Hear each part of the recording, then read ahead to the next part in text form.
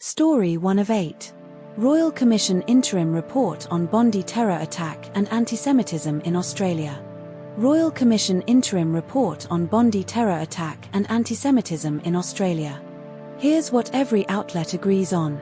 The Bondi terror attack occurred on December 14, 2025, during a Hanukkah event at Bondi Beach, killing 15 people and injuring 40 others. The interim report of the Royal Commission on Antisemitism and Social Cohesion was released on April 30, 2026, with 14 recommendations, 5 of which remain classified. The report found no legal or regulatory gaps that impeded authorities from preventing or responding to the Bondi attack. The report recommends that the federal government's counterterrorism coordinator should be a full-time position, separate from other roles. The report recommends that NSW police procedures for Operation Jewish High Holy Days should apply to other high-risk Jewish festivals and events. But not all outlets told the same story.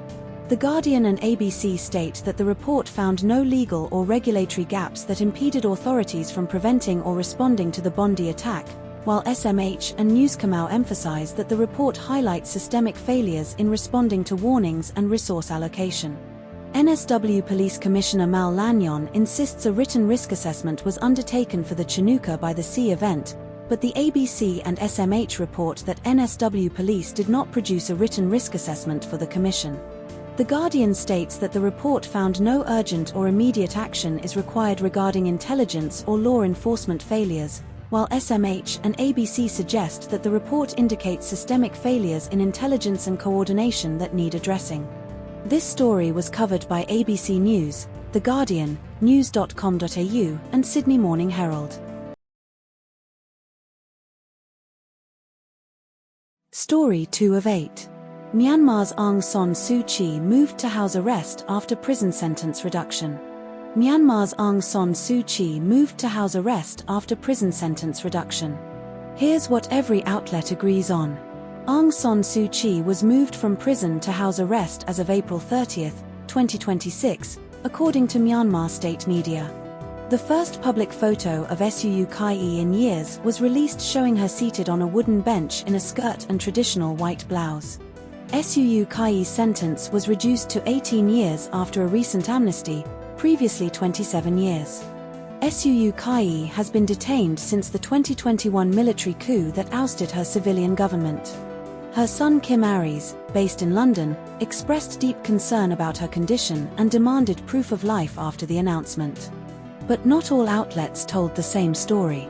ABC states Suu Kyi's sentence was reduced to 18 years after a mass amnesty on April 17, 2026, while The Guardian does not specify the exact date of the latest reduction but confirms the 18-year figure.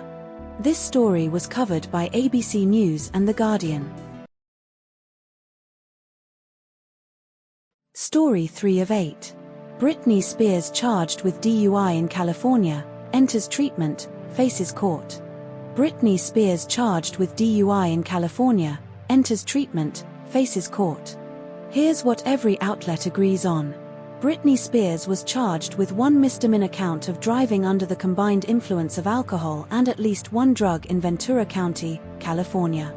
Spears was arrested on March 4, 2026, after being pulled over for driving her black BMW fast and erratically on US 101 near her home.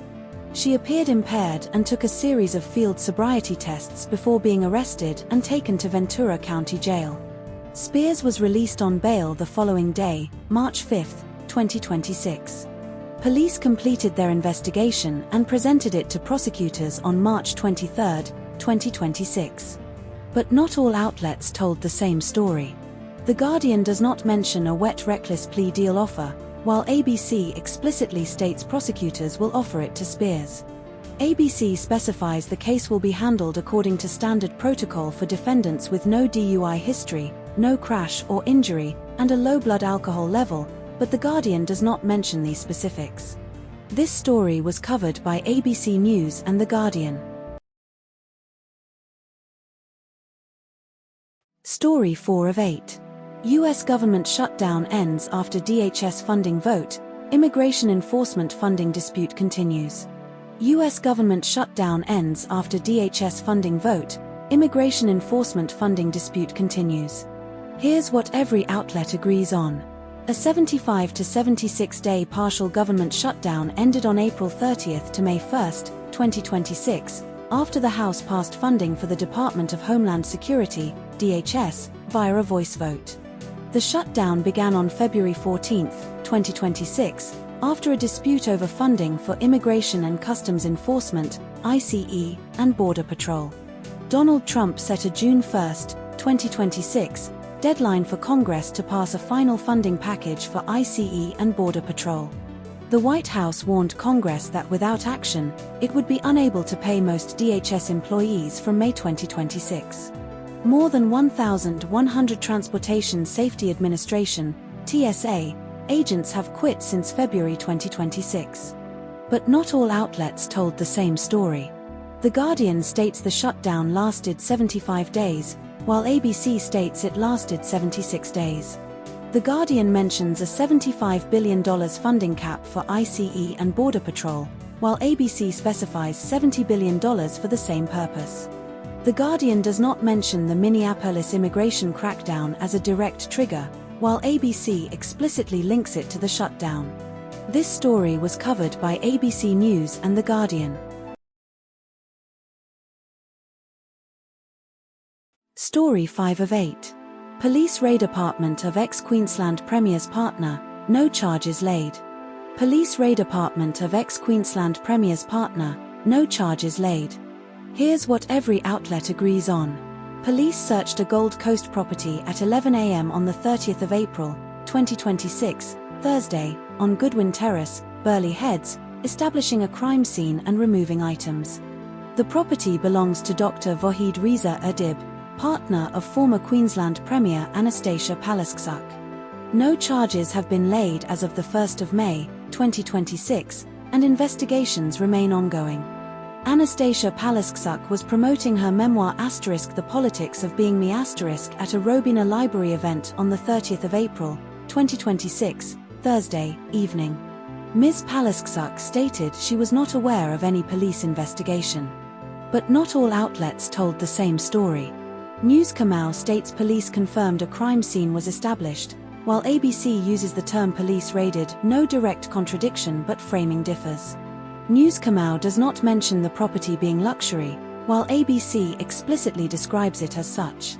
This story was covered by ABC News and news.com.au. Story 6 of 8. ABC presenter Alan Kohler withdraws from political event, media funding, Foxtel ads, Rebel Wilson defamation case. ABC presenter Alan Kohler withdraws from political event, media funding, Foxtel ads, Rebel Wilson defamation case. Here's what every outlet agrees on. Alan Kohler, ABC's nightly finance presenter, pulled out of a ticketed event titled Alan Kohler, Home Truths on the Housing Crisis in Melbourne after realising it was political in nature. The event was organised by Voices of Jagga Jaga, part of the Community Independence Project linked to Australia's Urban Teal movement, and aimed to recruit candidates for the Victorian state election in Eltham and Ivanhoe. Kohler stated, "I thought it was a housing event and called the appearance my stuff up after informing the ABC, which agreed with his decision." Voices of Jagga Jaga declined to comment but said they were meeting to decide whether to postpone the event. KO, Foxtel's ad-free sports streaming service, interrupted live AFL coverage with ads during play due to human error during Hawthorn vs Gold Coast Suns, despite its "don't want to miss a thing" ad-free claim. But not all outlets told the same story. Rebel Wilson claims Blavatnik's plane was in Sydney last week, but a Foxtel spokesperson stated Blavatnik was not and had not been in Australia. Wilson has not provided hard evidence that Blavatnik is funding the defamation case, though she shared an email addressed to Dearest Len in 2024 and alleged direct complaints to him. This story was covered by Sydney Morning Herald and The Age. Story 7 of 8. Missing Australian hiker in Nova Scotia's Cape Breton Highlands National Park. Missing Australian hiker in Nova Scotia's Cape Breton Highlands National Park. Here's what every outlet agrees on. Denise Ann Williams, a 62-year-old Australian woman from Victoria, is missing since April 15, 2026, last heard from when she said she was traveling to Cheticamp, Nova Scotia. Her rental car, a Nissan Sentra, was found at the Parks Canada Visitor Centre at the start of the Acadian Trail in Cape Breton Highlands National Park. The Acadian Trail is an 8.4 km loop described as moderate difficulty with elevation gain and steep sections, taking 3 to 4 hours to complete. Search efforts began on April 28, 2026, involving RCMP, air and ground search teams, police dogs, and multiple agencies. Wildlife dangers, including black bears and moose, are noted in the area, with bears emerging from hibernation for mating season. But not all outlets told the same story. The Guardian states the RCMP received the missing person report at about 9:30 a.m. local time on the 28th of April, while the ABC does not specify the exact time of the report. This story was covered by ABC News and The Guardian. Story 8 of 8. AFL score review system changes after controversial ARC interventions in 2026 season.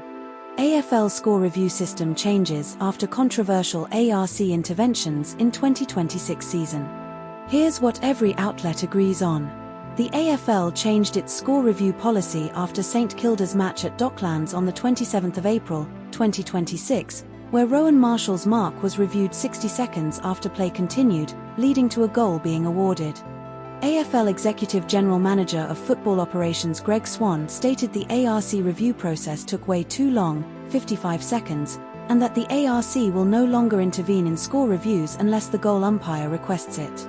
The ARC still conducts goal reviews but will not intervene in scores unless the goal umpire asks for a review, as per the new policy announced by Swan. GWS Xavier O'Halloran's goal was reviewed in the Manuka Oval match, with 85 seconds of delay before the ball was bounced, but the goal was ultimately upheld. The AFL's score review system has evolved since its introduction 15 years ago, with changes often made mid-season in response to specific incidents, such as Adelaide's finals miss in 2023. But not all outlets told the same story. ABC reports 60 seconds of delay in St Kilda's match, while Newscomer reports 55 seconds for the same incident. ABC states the ARC will not intervene in scores unless the goal umpire asks for a review, while Newscomer does not mention this specific condition for last disposal decisions, only score reviews. This story was covered by ABC News and news.com.au.